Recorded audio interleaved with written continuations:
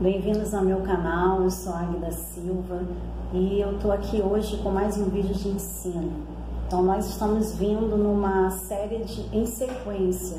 Nós vimos, na verdade, primeiro 3 vídeos sobre o profeta Daniel, em seguida nós começamos a ver sobre o profeta Ageu e hoje nós vamos dar continuidade nessa linha falando sobre o profeta Zacarias. Então é importante ver os vídeos nessa ordem, na ordem da sequência correta. Então o profeta Zacarias. Profeta Zacarias, esse nome em hebraico, ele significa o Senhor se lembra. Então é alguém que não é esquecido por Deus.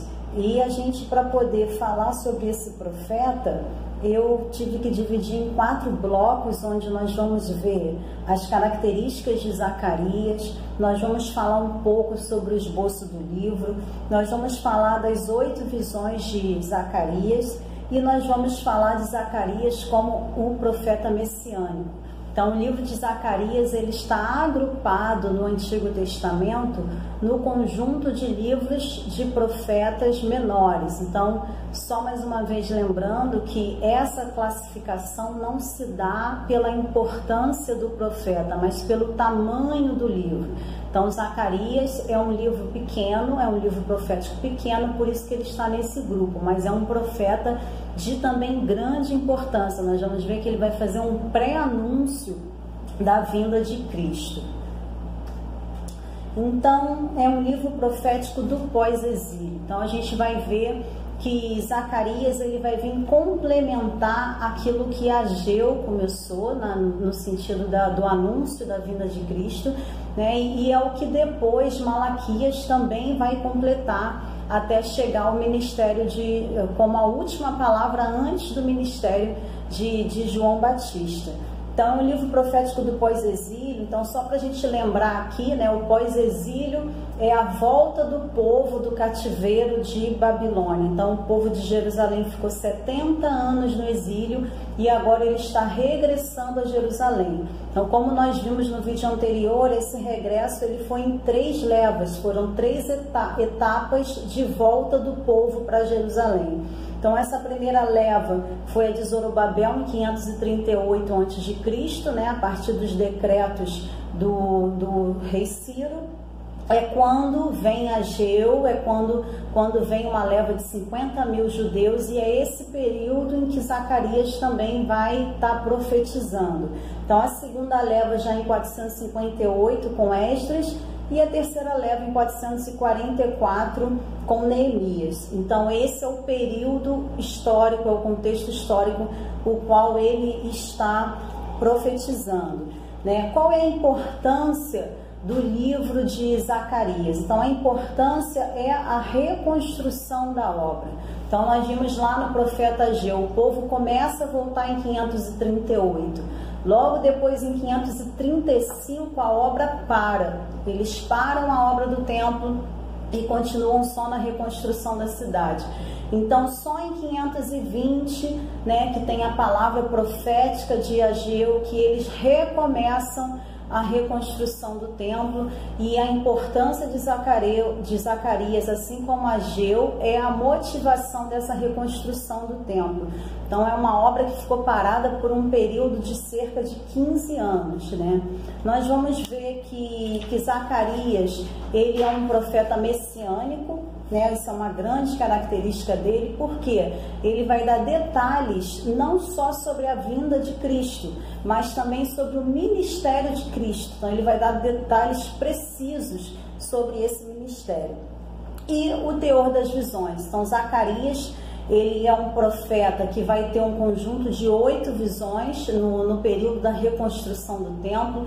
Então, as visões dele são visões profundas, né? Zacarias, ele tem a característica de que ele enxergava, as visões dele eram não só sobre o futuro, né? Normalmente o profeta, ele predizia o futuro. Ele não só enxergava o futuro, mas ele tinha o discernimento do mundo espiritual no momento. Então, ele enxergava ali as oposições espirituais. Então, Então ele enxergava ali o que estava acontecendo no mundo espiritual para o momento. Então é um profeta que traz visões profundas e tem muito a nos ensinar a respeito das visões. E a gente entra já no segundo bloco, que é o esboço do livro. Eu dividi o livro em duas partes. A primeira parte vai do ano de 520 a 518. Então é o momento da reconstrução.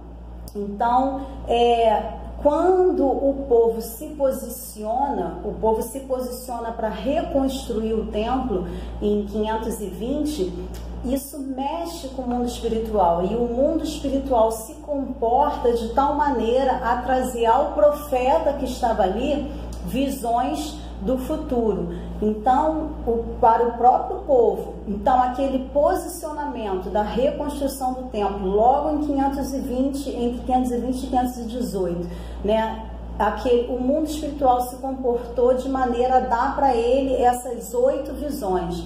Então, no capítulo 1 ao 6, ele vem falando dessas 8 visões, que a gente vai ver mais adiante, e ele vai falar também questões de jejuns, no capítulo 7 e 8. E a segunda parte do livro. A segunda parte do livro, a gente vai ver que é já 30 anos depois, então Zacarias já está velho, já está mais velho aqui, né? É o período, esse período aqui de 480, 470, é o período em que Assuero já está dominando a Pérsia. É nesse momento que Zacarias está contemporânea à rainha Esther. Então é a hora que Esther está se levantando. Então lá em Suzã está Esther, aqui em Jerusalém está Zacarias. Então é esse momento aqui que é a segunda parte do livro, já 30 anos depois, quando ele vai começar a ter mais visões a respeito da rejeição do Messias, né, aspectos, detalhes importantes sobre o ministério de Cristo e sobre o reino de Cristo. Então, aqui é interessante porque aqui tem a ver um pouco com o nome do Zacarias, né? Aquele que é lembrado. Ainda que o povo viesse a se esquecer de Deus, a gente vê que o povo, ele começa a se esvaziar como povo, mas Deus vem e mostra que mesmo que o povo se esqueça dele, Deus não esquece as suas promessas. Então vem as promessas do Messias, do reino de Cristo, da glória de Jerusalém. Então a gente entra aí nas 8 visões, né? A gente tem aqui a visão dos 4 chifres e 4 ferreiros, né, que representam a justiça de Deus. Então os 4 chifres são as 4 nações inimigas, e os 4 ferreiros são aqueles que fizeram a justiça de Deus a essas nações inimigas. A gente vê a visão dos cavalos e dos cavaleiros, que representam o quê? A paz do Império Persa. Na verdade, essa visão é antes dessa aqui. As duas no capítulo 1. A gente vê no capítulo 2 a visão da corda de medir, né? A visão da corda de medir, ela vai representar a glória de Jerusalém. E na verdade é um incentivo para aqueles judeus que ainda estão na Babilônia para regressarem a Jerusalém. E a gente vai ver no capítulo 3 o sumo sacerdote Josué lavando as vestes, que na verdade é uma purificação do pecado. Então essa visão é uma visão impressionante, a visão que o anjo tem, né, de Satanás, a respeito de Satanás, a oposição de Satanás, né, sobre a vida de Josué. Então na verdade aqui Josué, que era a autoridade espiritual do momento, era aquele que estava à frente daquela reconstrução do templo.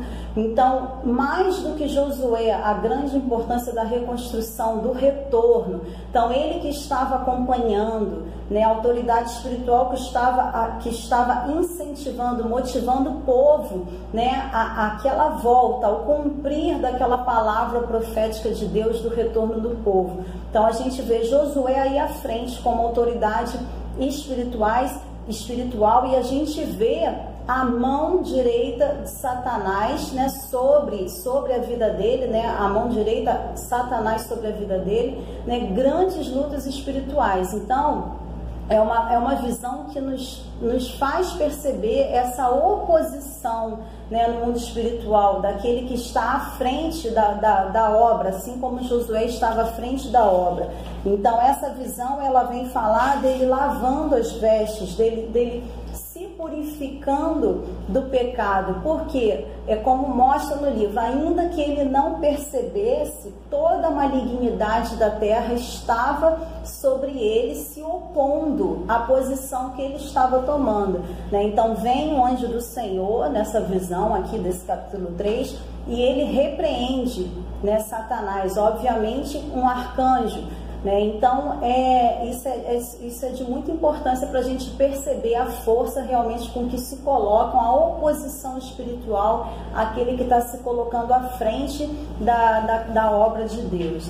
E aí a gente vê no capítulo 4 o candelabro e as duas oliveiras, né, que simbolizam as testemunhas de Apocalipse. Então a gente vê em Ezequiel, além de ele ser um profeta, olha a importância dele, além dele ser um profeta messiânico, como Isaías foi, ele também é um profeta de visões apocalípticas, assim como foi Daniel e Ezequiel. Então aí é o que comprova de que ele está no grupo de profetas menores apenas pelo tamanho do livro, porque é um profeta que se compara a esses outros grandes profetas, né? Então aqui representa as testemunhas de Apocalipse.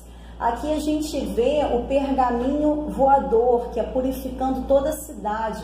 Na verdade, ele está retendo toda a maldição de ladrões e impurezas. Então o significado da visão é esse, né? Realmente um purificar da cidade.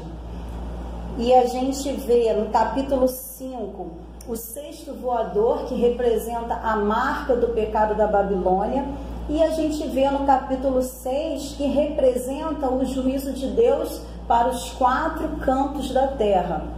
Então a gente vê nessas 8 visões, né, a gente vê coisas específicas a respeito do que o povo estava, do momento que o povo estava vivendo, também coisas apocalípticas. Então a gente vê que as visões de Zacarias são visões profundas.